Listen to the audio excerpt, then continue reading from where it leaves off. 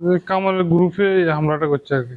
নোয়াখালী সদর উপজেলার কালাদরাব ইউনিয়নে বিএনপির আধিপত্য বিস্তারকে কেন্দ্র করে সংঘর্ষ, দলীয় কার্যালয়ে হামলা, ককটেল বিস্ফোরণ ও ভাঙচুরের ঘটনা ঘটেছে। কামালের গ্রুপে হামলাটা করছে আর কি। একটা সাধারণ একটা এলাকার একটা দ্বন্দ্ব নিয়ে আর কি, রাজনৈতিক দ্বন্দ্ব নিয়ে প্রভাব বিস্তার খাটানোর জন্য আর কি।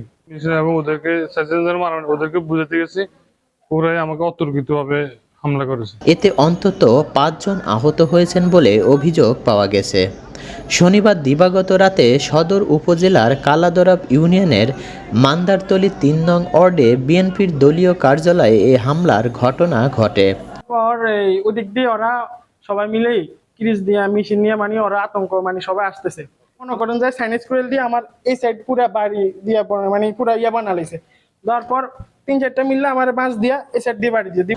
প্রত্যক্ষদর্শীরা জানান, আধিপত্য বিস্তার ও পুরনো রাজনৈতিক দ্বন্দ্বের জেরে দুই পক্ষের মধ্যে উত্তেজনা চলছিল গত কয়েকদিন ধরেই।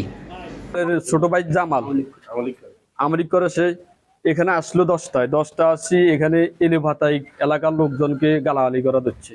12টার দিকে আমাদের কাছে খবর আসে কামার লোকজন আসতেছে আমাদের উপর হামলা করবে। যেদিকে হাঁকাবাজা হইতেছে, বোম মারতেছে, গুল্লির হাঁকাবাজ হইতেছে না, এরা কঙ্কর মারতেছে, গুলি মারতেছে, বোম মারতেছে, আমার গাত পড়বো হইতেছে। ওরা লাঠি ছড়ালে অস্ত্র লই কিরিজ লই সবাই তখন এদিকে অবস্থান করছে। আর এরা আসি সামনের দোকানপাট যা আছে সব ভাঙচুর করলো। আহতদের মধ্যে কয়েকজনের নাম জানা গেলেও তাৎক্ষণিকভাবে বিস্তারিত পরিচয় নিশ্চিত হওয়া যায়নি। তাদের নোয়াখালী সদর হাসপাতালে চিকিৎসা দেওয়া হচ্ছে। স্থানীয়রা জানান, হঠাৎ করেই কয়েকজন মুখোশধারী যুবক এসে দলীয় কার্যালয়ে ইট পাটকেল নিক্ষেপ করে ভাঙচুর চালায় এবং ককটেল বিস্ফোরণ ঘটায়।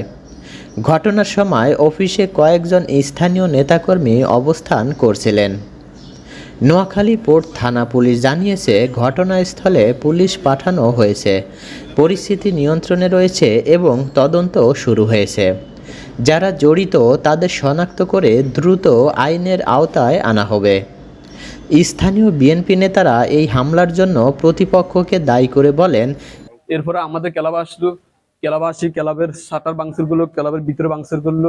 একটা বেকারি ছিল ওদের বাই বেকারি, ওখানে ওইবার যে বেকারিতে ভাঙচুর করলো। একটা চা দোকান আছে এখানে, ওই চা দোকানের কি অবস্থা এটা তো আপনারা দেখছেন। সন্ত্রাসী কাম করতে চায়, এমনকি সন্ত্রাসী কাম করে ফেলেছে। এতে সবসময় ফলাফান লয়ে আঁটে, অস্ত্র লয়ে আঁটে, নিজে কালকে নিজ অস্ত্র লয়ে আছে কামাল। আমরা এর একটা সুষ্ঠু বিচার চাই এবং কি তার দল থেকে পদত্যাগ চাই।